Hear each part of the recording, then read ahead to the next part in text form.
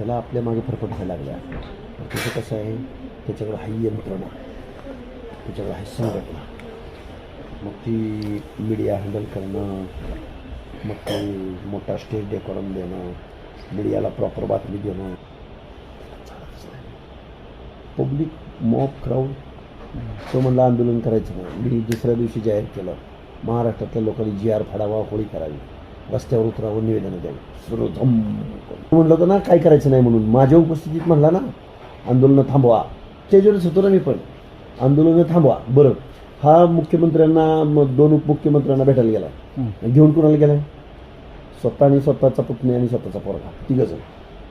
हे 3 जण आणि ते 3 जण. आणि सभेत सांगतोय ते 3 जण होते, आम्ही 3 जण होते.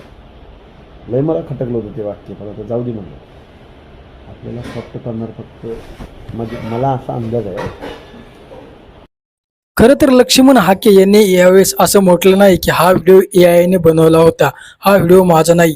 लक्ष्मण हाके यांचे वादग्रस्त व्हिडिओ व्हायरल होत असतात आणि आताही ते सोशल मीडियावरती आले आणि म्हणाले ह्या व्हिडिओमध्ये जाणून बुजून हा व्हिडिओ माझा व्हायरल केला. परंतु ते मात्र सत्य जे आहे ते कधीच सांगत नाहीत. ते पुन्हा मराठा समाजाविरोधात असं म्हणतात की माझ्या गाड्या फोडल्या वगैरे वगैरे.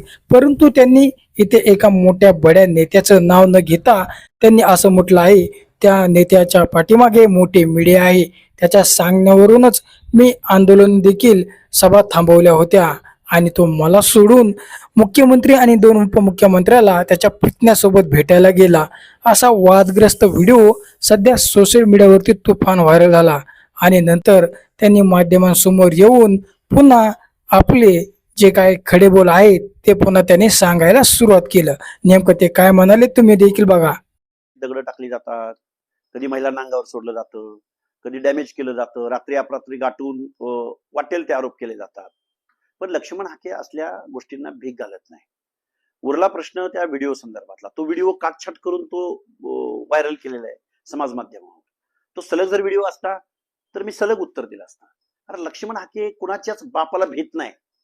लक्ष्मण हाके ओबीसी संदर्भातल्या, भटके विमुक्त जाती जमातीच्या संदर्भातल्या, अल्पसंख्याकांच्या संदर्भातल्या आणि याच्याही पलीकडे जाऊन लक्ष्मण हाके उत्तर देताना म्हणतायत तो व्हिडिओ जर संपूर्ण टाकला असता तर मी त्याच्यावरती सविस्तर बोललो असतो.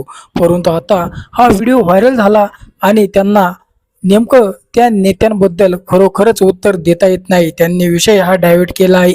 माझ्या अंगावरती महिला सोडल्या, माझ्या अंगावरती गाड्या घालण्याचा प्रयत्न केला, असा तो विषय सध्या भरकटत आहेत. कुठेतरी ओबीसी मधून आपलं महत्व पुन्हा कमी होईल म्हणून इमोशनल होऊन त्यांनी पुन्हा हे मराठा विरोधामध्ये असं भाषण सध्या ते मीडियाच्या समोर येऊन बोलत आहेत. तर मंडळी, खरोखरच लक्ष्मण हाके यांचा हा वादग्रस्त व्हिडिओ आणि हा कोणत्या नेत्यांबद्दल होता, तुम्हाला काय वाटतं? व्हिडिओ सेक्शनमध्ये तुमचं मत आम्हाला नक्की कळवा.